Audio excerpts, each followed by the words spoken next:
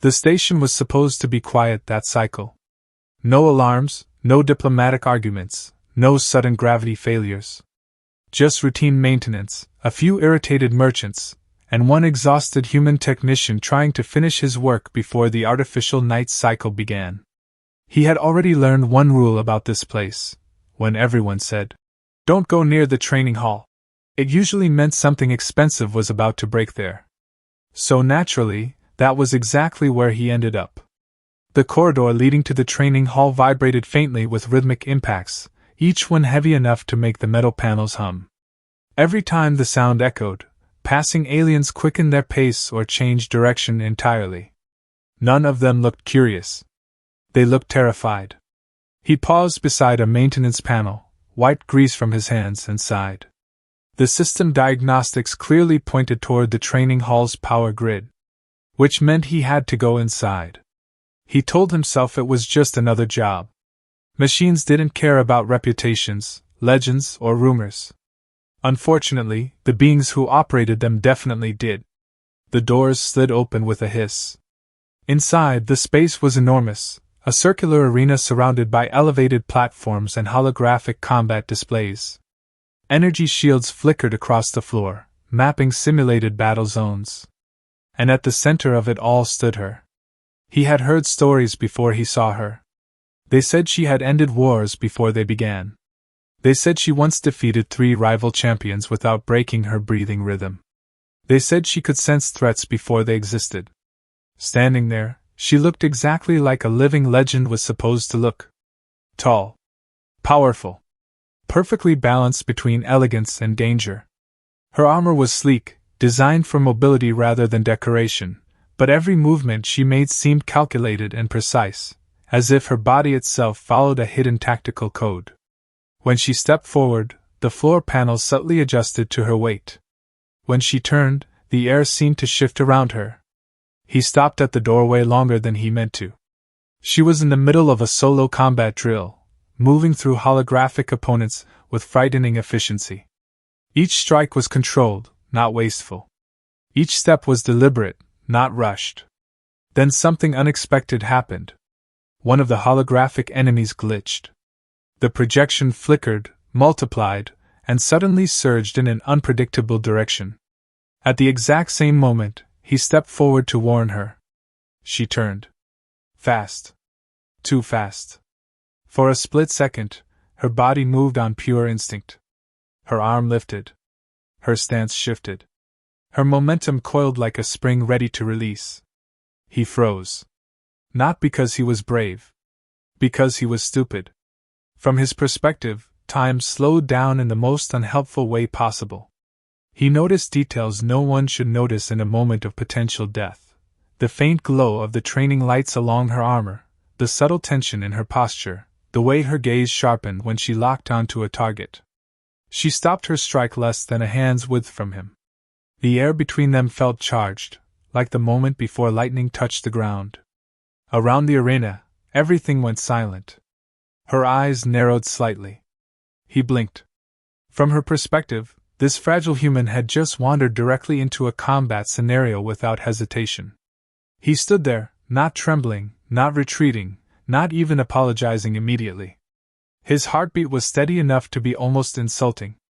In her mind, that meant only one thing. Either he was incredibly brave, or incredibly foolish.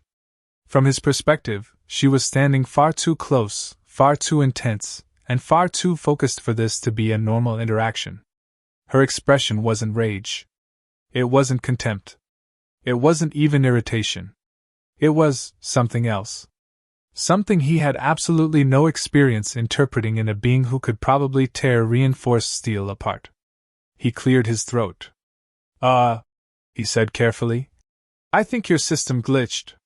Her arms slowly lowered, but her posture remained rigid, like she was still halfway inside a battle. You entered a restricted combat zone, she said. Her voice was calm, controlled, and dangerously precise. He scratched the back of his head. Yeah. About that. Your power grid was throwing error codes.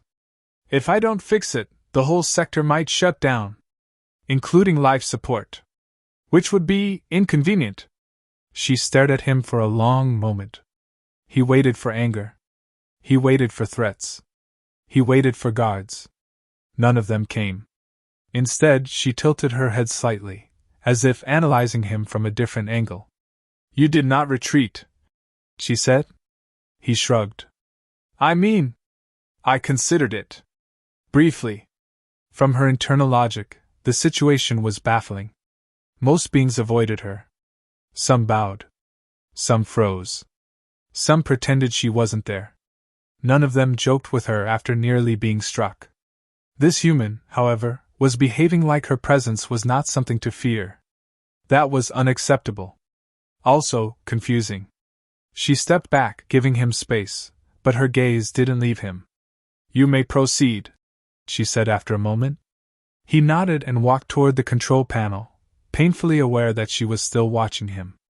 As he knelt beside the maintenance console, he felt the weight of her attention like gravity pressing against his back. He had the strange impression that she wasn't deciding whether to kill him. She was deciding what he was.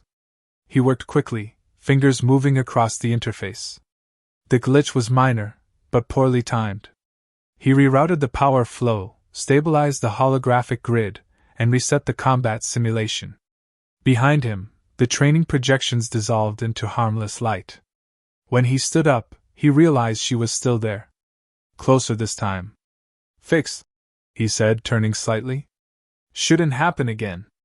Unless the system decides it hates you personally. Her gaze softened by a fraction. He misread it completely. To him, her lingering attention felt strangely deliberate. The way she stood, the way she observed him, the way her eyes tracked his movements, it didn't feel like hostility.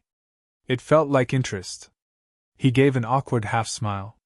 So, he added lightly, no hard feelings about the almost death thing? She hesitated. In battle, she said slowly, hesitation is weakness. He nodded thoughtfully. Yeah. But in social situations, hesitation usually means someone's trying not to be rude. She processed that.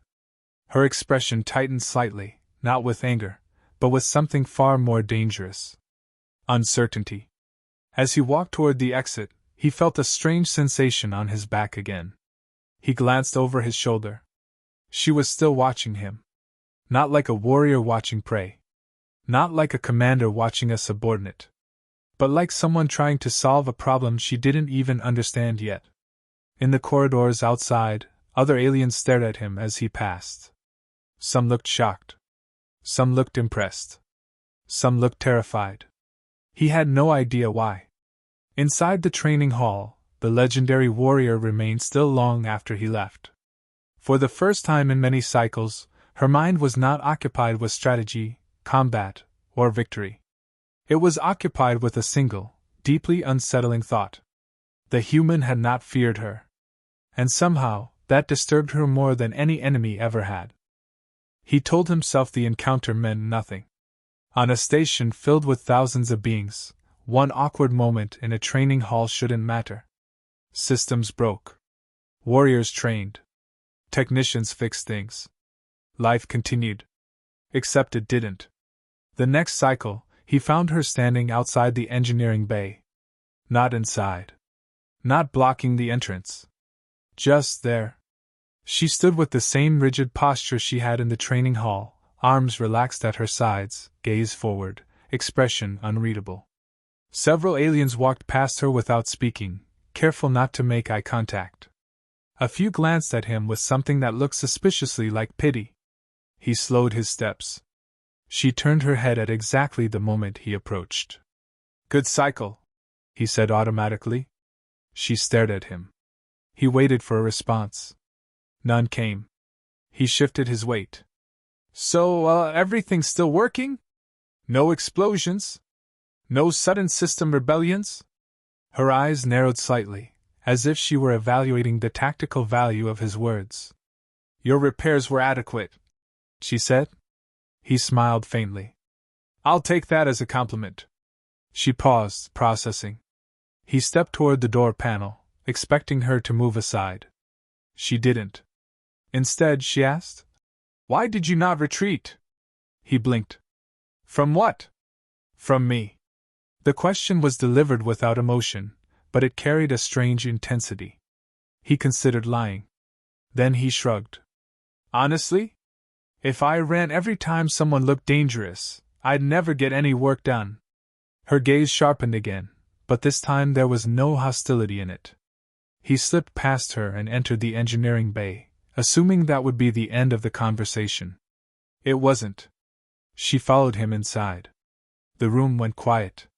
Several technicians slowly stopped working. Tools paused mid-air. Conversations died mid-sentence. He felt the shift instantly. He turned. She stood just inside the doorway, towering over the smaller species around her. Her presence seemed to compress the air itself. Everyone avoided her gaze except him. Can I help you with something? He asked lightly. Her eyes flicked toward the others, then back to him. Explain, she said. Explain what? Human behavior. He stared at her. She stared back. For a moment, neither of them spoke. Finally, he laughed softly. You might need to narrow that down a little. Her expression didn't change. She stepped closer, lowering her voice just enough that others couldn't hear clearly. In battle, intent is visible, she said. In humans, it is not. He raised an eyebrow. That's because humans usually aren't trying to kill each other during casual conversations. She considered this. The technicians pretended not to listen. They failed spectacularly. He rubbed his chin thoughtfully. Look, I'm not exactly a professor of psychology. I fix machines. You did not fear me, she said. He hesitated. I wouldn't go that far. Her eyes lingered on him, searching for something he didn't understand. Most beings do, she said. He shrugged again. Most beings haven't spent their lives fixing reactors that explode if you blink wrong. After a while, fear becomes inefficient. That answer seemed to puzzle her more than anything else.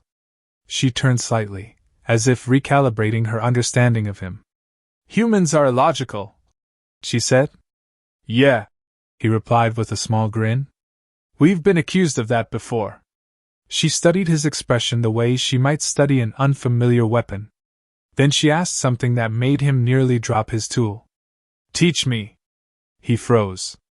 Teach you what? He asked. Human interaction, she said simply. Your gestures. Your tone. Your expressions. They are ineffective in my communication with other species. He glanced around the room. Every technician was now openly staring. He lowered his voice. You're asking me to teach you how to socialize? Yes. He blinked. With all due respect, don't you have advisors for that? They are inefficient. He laughed again, but it came out less confident this time. I'm not exactly qualified. You are the only human who did not react predictably to me, she said. He opened his mouth to argue, then closed it again. From her perspective, this was a tactical decision. If humans could influence negotiations, de-escalate conflicts, and confuse opponents without violence, then understanding their methods was a strategic advantage. If he was a key example of that method, then studying him was logical. From his perspective, the most dangerous warrior on the station had just asked him to become her personal social instructor. He felt like the universe was laughing at him. Okay, he said slowly. Hypothetically speaking, what exactly do you want to learn? She paused. Then, very carefully, she said, Charm. He choked on air. A nearby technician dropped a datapad. She ignored both events. He recovered after several seconds. Right. Charm. Sure. Makes sense. Very normal request. Totally something people ask me all the time. Her gaze sharpened again, but not with anger. With curiosity. Explain, she said. He searched desperately for the right words. Charm, he said cautiously, isn't a weapon. It's more like a way of making people feel comfortable around you. She frowned slightly. Comfortable? She repeated. Yeah, he said. It's when someone feels safe, understood, or appreciated. She processed this with the seriousness of a commander analyzing enemy strategy. Safety, she said slowly, is achieved through dominance. He shook his head. That works in war. Not in conversation. She seemed genuinely troubled by that idea. A long silence followed. Finally she said, Demonstrate. He stared at her.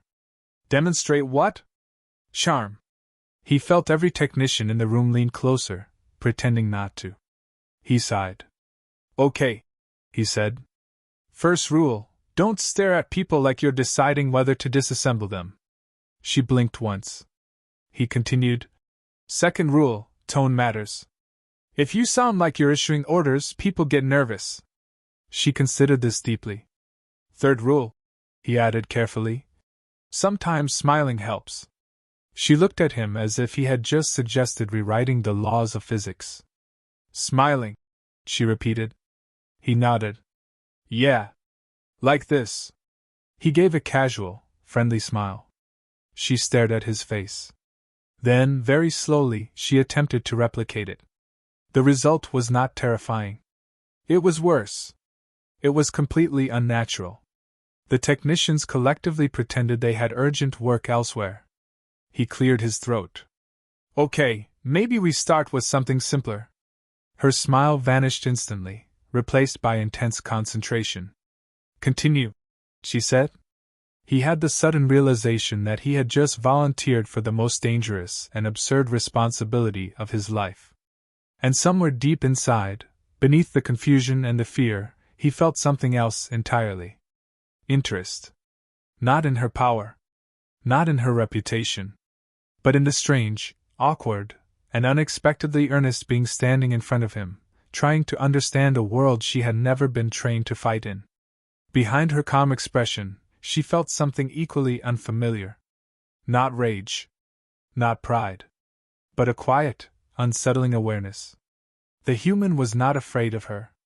And for reasons she could not yet define, she did not want him to be. By the third cycle of their lessons, he realized something important. She was taking everything far too seriously. What he had imagined would be casual conversations and a few awkward jokes had turned into something closer to military training. She arrived exactly on time. She stood exactly one step away from him. She listened without interrupting.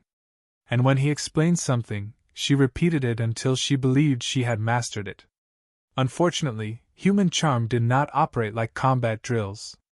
They met in a quiet observation corridor overlooking the station's central hub. Through the transparent panels, streams of aliens moved in layered walkways, trading goods, arguing, laughing, and gesturing in ways that made no logical sense. She watched them like a strategist observing enemy formations. Lesson 1, he said, leaning against the railing. Human interaction is not about control. It's about connection. She nodded once, memorizing the phrase. He hesitated. You don't have to memorize everything. Incorrect, she said calmly. Repetition increases efficiency. He sighed. Sure. Why not? She turned toward him with sudden intensity. Demonstrate. He blinked. Demonstrate what? Connection. He searched for words. Okay. When humans talk, they usually start with something simple. Like asking how someone is. She processed this for a moment. Then she turned abruptly and walked toward the nearest passing alien, a small, nervous-looking trader with multiple blinking eyes. The trader froze. She stepped directly into his personal space. He felt a surge of second-hand panic. Explain your current state of existence, she said. The trader squeaked and dropped his cargo crate. Several nearby aliens stopped to watch. He rushed forward, placing himself between them with a nervous smile. Hey. What she means is, how are you today? The trader stared at him, then at her, then back at him. I am functioning within acceptable parameters, he said quickly, scooping up his crate and fleeing. She watched him go with visible disappointment. That was ineffective, she said. He rubbed his temples. Yes. Because humans don't usually phrase it like an interrogation. She considered that deeply. They walked further along the corridor. He tried to explain concepts like tone, posture, and casual gestures. She listened with absolute focus, occasionally asking questions that made him question reality itself. "Why do humans tilt their heads when confused?" she asked. "Because we're confused." "And why do humans laugh when nervous?" "Because silence feels uncomfortable." She paused. "Why?" He opened his mouth, then closed it again. "You know what? Let's skip that one." The real chaos began when she decided to practice. Later that cycle, they entered a crowded diplomatic hall where representatives from dozens of species were gathered. He had hoped she would observe quietly. She did not. She approached a tall, elegant alien diplomat engaged in polite conversation with two others. Without hesitation, she stepped forward. He felt dread bloom in his chest. She remembered his instructions. Don't stare too intensely. Don't sound like you're issuing orders. Try to make people feel comfortable. Her interpretation of those rules was creative. "Your presence is statistically impressive," she said calmly. The diplomat froze. The others stared. He buried his face in his hands.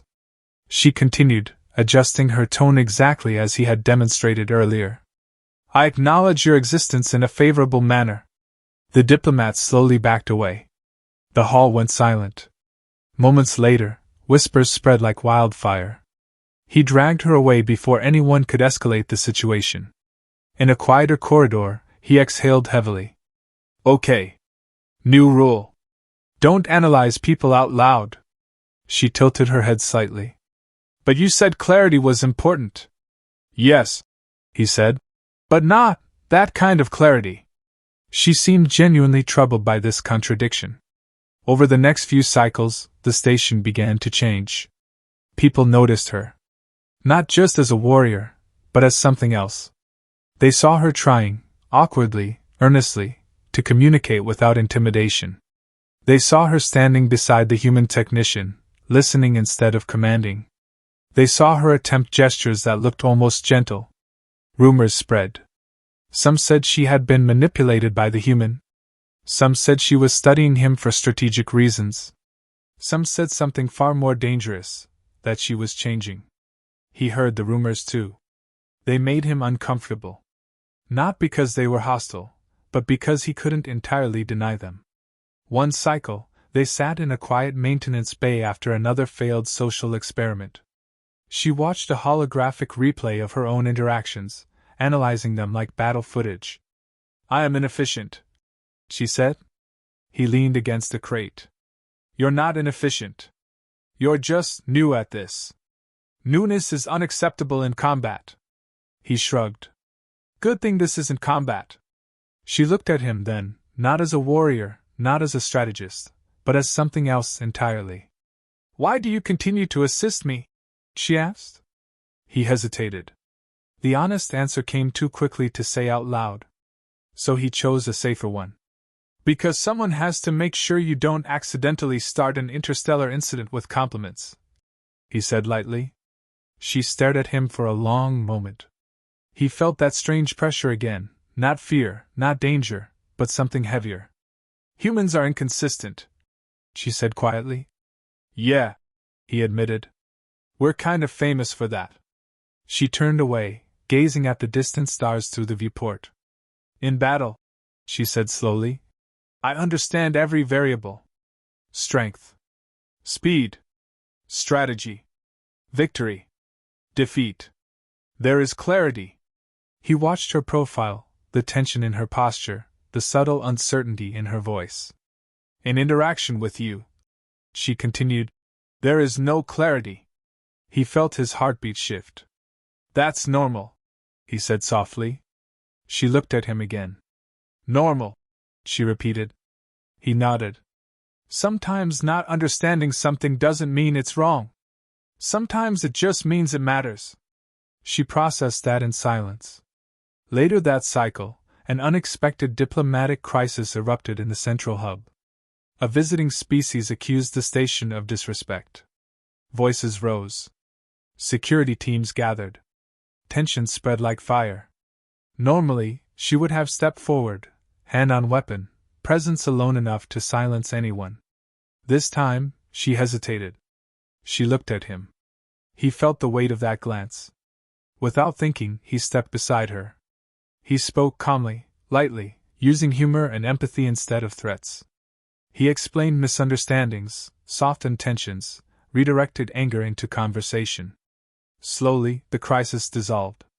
When it was over, the hall felt strangely quiet. Aliens stared at him. Aliens stared at her. She did not look at the crowd. She looked only at him. Later, in a quiet corridor, she stopped walking suddenly. He almost bumped into her. "Your method was effective," she said. He smiled faintly. "Told you. Charm works better than intimidation sometimes." She was silent for a long moment. Then she said something that made his breath catch. "When I turned to strike you," she said quietly, "I believed you were a threat." He nodded slowly. "No," she continued, "I believe you are something else." He swallowed. "What's that?" he asked, trying to keep his tone light. She did not answer immediately. Her gaze lingered on him longer than usual. And for the first time since he had met her, he realized something terrifying. She was no longer trying to understand humans. She was trying to understand him. The crisis didn't arrive with explosions or alarms. It arrived with silence. The station's central hub, usually filled with layered voices and overlapping negotiations, felt unnaturally still. Representatives from multiple species stood in rigid clusters, their postures tense, their expressions guarded. Something had gone wrong during a high-level diplomatic exchange, and everyone knew it. He felt it before he understood it. She felt it instantly. Her instincts sharpened the moment she stepped into the hall. In battle, silence meant danger. In politics, it meant something worse. A delegation from a proud warrior species stood opposite the station council. Their leader's posture was rigid, eyes cold, voice controlled but vibrating with restrained anger. "You interpret our restraint as weakness," the leader said. "We interpret your silence as insult." Security units shifted uneasily. Normally, she would have stepped forward without hesitation. Her presence alone could end arguments before they escalated. Fear was efficient. Dominance was clear. But this time, her hand did not move toward her weapon. She glanced sideways. He stood a short distance away, arms crossed, watching the situation with quiet focus rather than aggression. For a moment, she hesitated. That hesitation would have shocked anyone who knew her. He noticed it. Before he could overthink it, he stepped forward. The room reacted instantly. A human walking into a standoff between warrior species looked like a mistake waiting to happen. He felt every gaze on him but forced his voice to stay calm. "Maybe," he said lightly. "We're all just misunderstanding each other." Several aliens blinked. The warrior leader's eyes narrowed. "You are not authorized to speak." He shrugged slightly. "True. But misunderstandings don't usually care about authorization." A ripple of confusion spread across the hall. He continued, careful not to sound mocking. "From your perspective, silence looks like disrespect. From ours, it looks like caution. Neither side is wrong. Just different." The leader studied him, searching for deception. Behind him, she watched in silence. He wasn't threatening anyone. He wasn't dominating anyone. He was doing something far more dangerous. He was connecting. Slowly, the tension in the hall softened. Voices lowered. Postures relaxed. The crisis unraveled not through force, but through conversation. When it was over, the station breathed again. Later, in a quieter corridor, she walked beside him without speaking. The lights above cast long reflections across the metallic walls. Their footsteps echoed in rhythm. "You deviated from protocol," she said eventually. He glanced at her. "Yeah. I do that sometimes." "In battle," she said, "deviation leads to death." He nodded. "In relationships, deviation is kind of the point." She stopped walking. He stopped too. For a moment, neither of them spoke. "You did not act out of fear," she said slowly. nor out of ambition. He shrugged. Someone had to say something before everyone started posturing again. Her gaze sharpened. You did not seek advantage, she said. He looked away briefly. Not everything is about advantage. She studied his face as if trying to decode a language that didn't exist in her training manuals. Finally, she asked, What did you seek? He hesitated. Then he answered honestly. Peace, he said. And maybe, understanding. The words seemed to linger between them. Understanding. She had spent her entire life mastering conflict. She had never trained for understanding. They walked again, slower this time. When they reached an observation deck overlooking the stars, she stopped once more. He leaned against the railing, watching the distant glow of ships passing through hyperspace corridors. She stood beside him, silent. Human, she said quietly. He looked at her. When we first encountered each other, she said, I believed you misinterpreted my intent. He smiled faintly. You were trying to intimidate me. I thought you were flirting. Yeah. That was a confusing moment. She stared straight ahead. I have reviewed the data, she said. He blinked. Data? My memories, she clarified. My reactions. Your reactions. He laughed softly. You analyze your own emotions like battle footage? Yes. He nodded thoughtfully. Sounds about right. She turned her head slightly toward him. My initial intent was intimidation, she said. He nodded. I figured. Your interpretation was incorrect, she continued. He tilted his head. Was it? She paused. For a moment, he thought she might dismiss the question. Instead, she said something he had not expected. My intent changed. He felt his chest tighten. She faced him fully now. When I observed you, she said, I experienced unfamiliar variables. Curiosity. Disruption. Concern. These were not combat responses. He swallowed. You taught me that humans use charm not to dominate, but to connect, she said. I attempted to replicate this method. It was inefficient. He smiled slightly. Yeah, you were intense. Her gaze softened just a fraction. But during the crisis, she continued, your method succeeded where my presence would have failed. He nodded slowly. She stepped closer. Not threateningly. Not aggressively. Just closer. For the first time, she said quietly, I understood something. He felt his heartbeat shift. What's that? He asked. She looked at him the way she had never looked at anyone else before. I was not trying to frighten you, she said. I was trying to reach you. The words hit him harder than any weapon ever could. He stared at her, suddenly unsure how to respond. So, he said softly, I wasn't completely wrong? She considered that.